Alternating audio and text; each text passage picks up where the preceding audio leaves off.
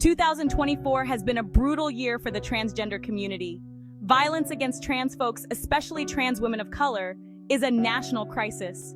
We see it in the headlines, hear it in the streets, and feel it in our hearts. These aren't just numbers, their lives cut short, dreams shattered. It's time to wake up, America. We need action, not just words. We need to understand the depth of this crisis. It's about hate, prejudice, and fear. It's about a society that doesn't value trans lives. We need to dismantle these harmful systems and create a world where everyone feels safe and respected. The statistics are alarming. They reveal a harsh reality that many are unaware of or choose to ignore. They paint a grim picture of the violence faced by the transgender community, especially trans women of color. These numbers are not just abstract figures. They represent real lives affected by systemic issues. In 2024 alone, the number of reported murders of transgender people reached a chilling record. This year has been particularly devastating, with each incident leaving a lasting impact on the community. Let's break down these numbers to understand the severity of the situation. Each statistic tells a part of a larger, more troubling story. 71% of victims were people of color. This stark figure underscores the intersectionality of race and gender identity in the context of violence. This highlights the disproportionate impact of violence on trans people of color. The community faces unique challenges that make them more vulnerable to such attacks. 38% were Black transgender women. This demographic is particularly at risk, facing multiple layers of discrimination and violence. Black trans women are particularly vulnerable to violence, facing a deadly combination of racism, transphobia, and misogyny. These intersecting forms of oppression create a perilous environment for them. 57% were killed with a gun. The prevalence of firearms in these incidents is a critical factor that cannot be overlooked. The easy access to firearms in the United States fuels this crisis. It is a significant contributor to the high rates of violence against transgender individuals. 50% of victims with a known killer were killed by someone close. This statistic reveals the tragic reality of intimate partner violence within the transgender community. This points to the prevalence of intimate partner violence within the transgender community. It is a pressing issue that needs more attention and resources.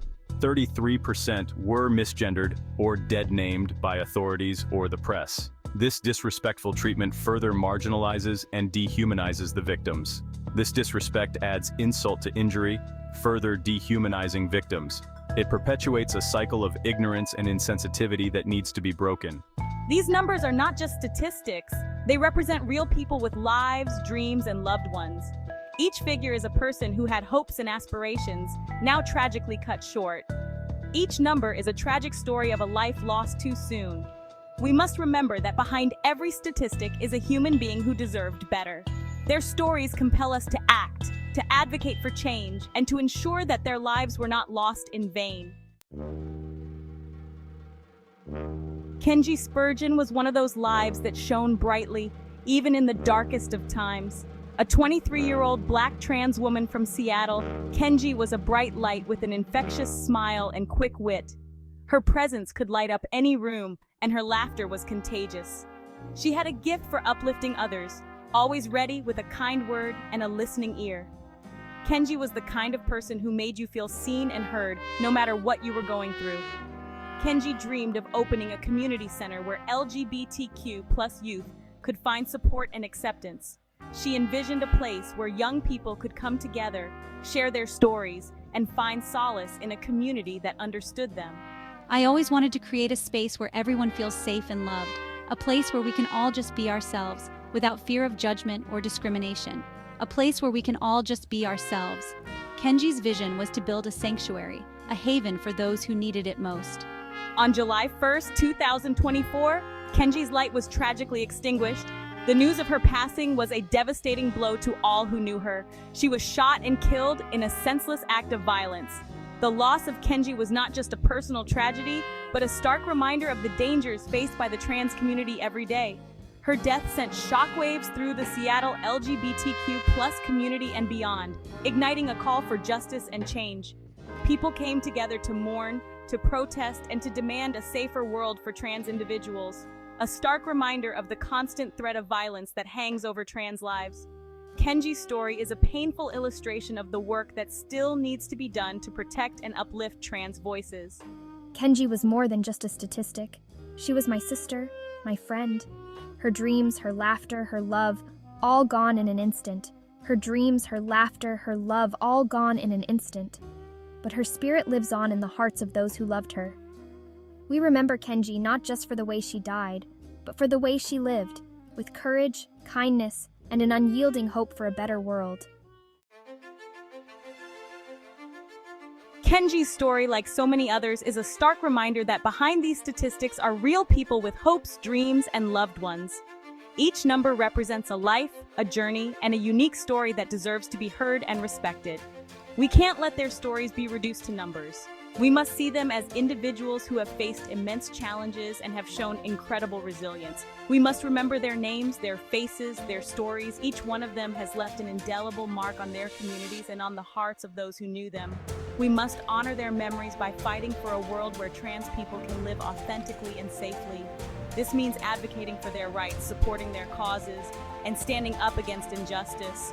These acts of violence are not isolated incidents. They are part of a disturbing pattern that reflects deep-seated prejudices. They are symptoms of a larger societal problem, a problem that requires collective action and a commitment to change. They are rooted in transphobia, racism, and a culture that devalues trans lives. To combat this, we must educate ourselves and others, challenge harmful narratives, and promote acceptance and understanding. We must address these root causes if we want to create a world where trans people are safe and respected.